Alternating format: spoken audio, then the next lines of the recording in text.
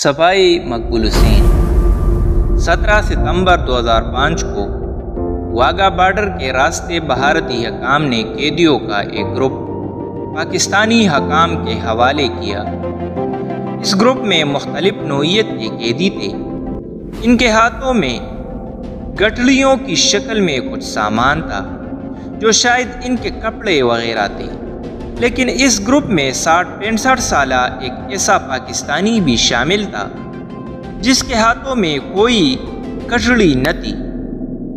जिस्म पर हड्डियों और इन हड्डियों के साथ चमटी हुई इसकी काल के अलावा गोश्त का कोई नाम नहीं था, और जिस्म इस तरह मुड़ा हुआ था जैसे पतंग की ऊपर वाली कान मुड़ी होती है।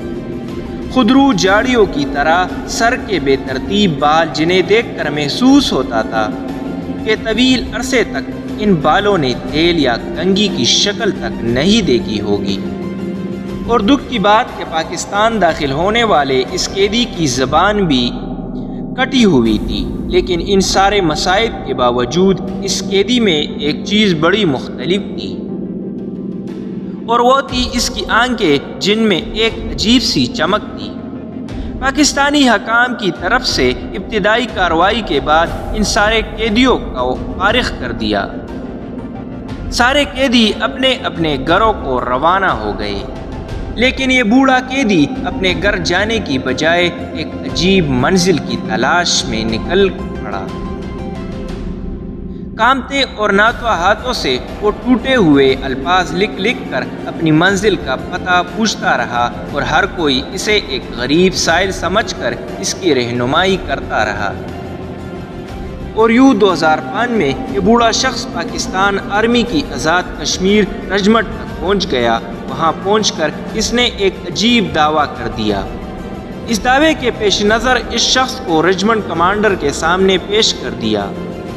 कमांडर के सामने पेश होते ही न जाने इस बूढ़े नातवा शख्स में कहां से इतनी ताकत आ गई कि इसने एक नौजवान फौजी की तरह कमांडर को सलूट किया, और एक कागज़ पर टूटे हुए अल्फाज में लिखा, सफाई मकबूल हुसैन नंबर 335139 ड्यूटी पर आ गया है और उन्हें अपने कमांडर के हुक्म का मुंतज़िर है।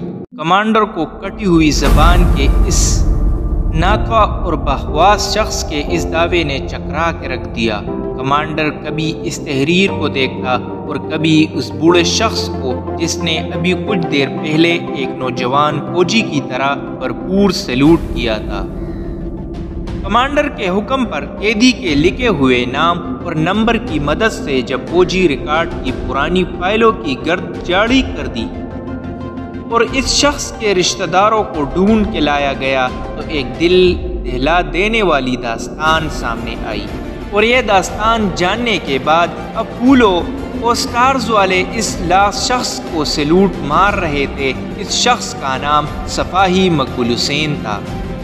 65 की जंग में सफाई मकबूल हुसैन कैप्टन शेर की क़यादत में दुश्मन के इलाके में असलहे के एक डिपो को तबाह करके वापस आ रहा था कि दुश्मन से झड़प हो गई। सफाई मकबूल हुसैन, जो अपनी पुश्त पर वायरलेस सीट उठाए हुए अपने अफसरान के लिए पैगाम रसानी के फराइज़ के साथ साथ उठाई गन से दुश्मन का मुकाबला भी कर रहा था, मुकाबले में जख्मी हो गया। सिपाही उसे उठाकर वापस लाने लगे तो सफाई मकबूल हुसैन ने इनकार करते हुए कहा कि बजाय मैं जख्मी हालत में आपका बोझ बनूं, मैं दुश्मन का मुकाबला करते हुए आपके लिए महफूज रास्ता मुहैया करता हूं। साथियों का इसरार देखकर मकबूल हुसैन ने एक चाल चली और ख़ुद को चोटी काई में गिराकर अपने साथियों की नज़रों से उजल कर लिया। दोस्त तलाश के बाद वापस लौट गए तो इसने एक मर्तबा फिर दुश्मन के फौजियों को अड़े हाथों लिया। इसी दौरान दुश्मन के एक गोले ने सफाई मकबूल हुसैन को शदीद जख्मी कर दिया। वो बेहोश होकर गिर पड़ा और दुश्मन ने इसे गिरफ्तार कर लिया। जंग के बादल चटे तो दोनों मुल्कों के दरमियान कैदियों की फ़िरसतों का तबादला हुआ, तो भारत ने कहीं भी सफाई मकबूल हुसैन का जिक्र न किया। इसलिए हमारी फौज ने भी सफाई मकबूल हुसैन को शहीद तस्वर कर लिया। बहादुर शहीदों की बनाई गई एक यादगार पर اس کا نام بھی گندا کر دیا گیا۔ ادھر بھارتی فوج خوبصورت اور کڑیل جسم کے مالک سپاہی مقبول حسین کی زبان کھلوانے کے لیے اس پر ظلم کے پہاڑ توڑنے لگے۔ اسے 4x4 فٹ کے ایک پنجرہ نما کٹڑی میں قید کر دیا گیا، جہاں وہ نہ بیٹھ سکتا تھا نہ لیٹ سکتا تھا۔ دشمن انسان سوز مظالم کے باوجود اس سے کچھ گلوا نہ سکا۔ انہوں نے سپاہی مقبول حسین کی زبان کاٹ دی اور پھر اسے 4x4 کی اندھیری کٹڑی میں ڈال کر مقفل کر دیا۔ سپاہی مقبول حسین نے 1965 سے لے کر 2005 تک اپنی زندگی کے بہترین 40 سال اس کٹڑی میں گزارے۔